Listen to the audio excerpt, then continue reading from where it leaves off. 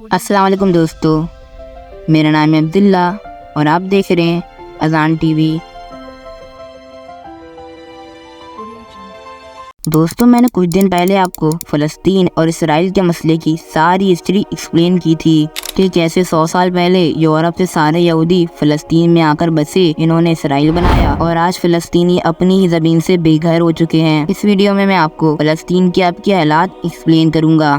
غازہ کیا ہے اور اس کو دنیا کی سب سے بڑی جیل کیوں کہا جاتا ہے، اس ویڈیو میں جانتے ہیں۔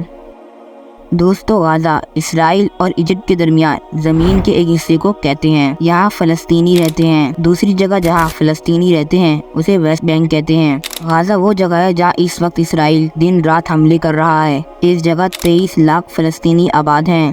یہ جگہ 140 اسکوائر مائلز پر پھیلی ہوئی ہے، جو 23 لاکھ لوگوں کے لیے بہت چھوٹی ہے۔ یہاں رہنے والے 23 لاکھ فلسطینیوں میں سے آدھے لوگ 19 سال سے بھی کم عمر کے ہیں۔ غازہ کی ایک طرف اسرائیل ہے اور ایک طرف ایجپٹ ہے۔ غازہ میں رہنے والے فلسطینی اسرائیل کی اجازت کے بغیر نہ تو اسرائیل میں جا سکتے ہیں اور نہ ہی ایجپٹ میں۔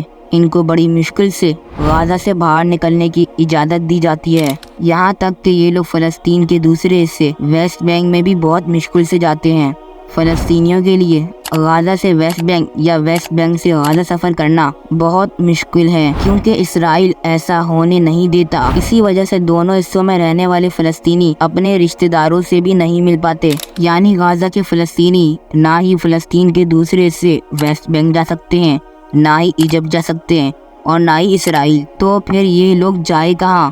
اسی لیے غازہ کو 23 لاکھ لوگوں کی جیل کہا جاتا ہے۔ یہاں کی اکانومی بالکل تباہ ہوئی ہے، بے روزگاری بہت زیادہ ہے اور تعلیم اور صحت کی فیسلٹیز نہ ہونے کے برابر ہیں۔ جب اسرائیل کئی دہائیوں سے اسکول اور ہاسپٹل پر اٹیک کرے گا تو فلسطینی پڑھائی اور صحت کا کیا سوچیں گے؟ اب یہ وہ حالات ہیں جن میں فلسطینی کب سے رہ رہے ہیں۔ آج جہاں اسرائیل موجود ہے، 1948 میں یہاں کبھی فلسطینی رہتے تھے، لیکن اسرائیل نے خود کو ایک ملک ڈکلیئر کیا اور 1948 میں 7.5 لاکھ فلسطینیوں کو انہیں کے گھر سے نکال کر غازہ میں بھیج دیا۔ یعنی آج جو لوگ غازہ میں رہ رہے ہیں یہ کبھی اسرائیل والی جگہ پہ رہتے تھے، لیکن انہی کی زمین پہ قبضہ کر کے انہی کو وہاں سے نکال کر اس جگہ پہ اسرائیل بنا لیا گیا۔ اب حالات یہ ہیں کہ غزہ میں اسرائیل نے بجلی تک بھی بند کر دی ہے، کھانا پانی فیول وغیرہ اسرائیل نے ہر چیز کو بلاک کر دیا ہے۔ اب ڈر یہ پیدا ہو رہا ہے کہ فلسطینی بھوک اور پیاس سے ہی دم توڑنا شروع ہو جائیں گے۔ دوستو، فلسطینیوں کی امداد کرنے کا واحد راستہ ایجپٹ سے ہے، لیکن اسرائیل یہاں سے بھی امداد کو آنے نہیں دے رہا۔ حالانکہ ایجپٹ یعنی مصر کوشش کر رہا ہے کہ کسی طرح غزہ میں امداد بھیجی جائے، لیکن یہ آسان نہیں ہے۔ دوستو، اب جانتے ہیں کہ حماس کیا ہے۔ حماس ایک گروپ ہے جو 1987 میں فلسطین میں بنایا گیا تھا۔ 2006 میں غزہ میں الیکشن ہوئے تھے اور حماس یہ الیکشن جیت گیا تھا۔ غزہ پر اس وقت یہی گروپ حکومت کر رہا ہے اور تبھی اس جنگ کا سینٹر پوائنٹ فلسطین کا علاقہ غازہ ہے، ویسٹ بینک نہیں۔ ایک اندازے کے مطابق حماس کے پاس 40,000 فائٹرز موجود ہیں جو اسرائیل کے خلاف جنگ لڑ رہے ہیں۔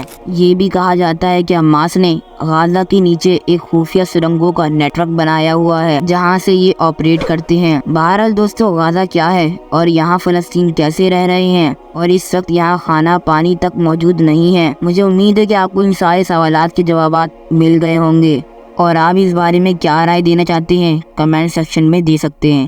Thanks for watching this video. اللہ حافظ۔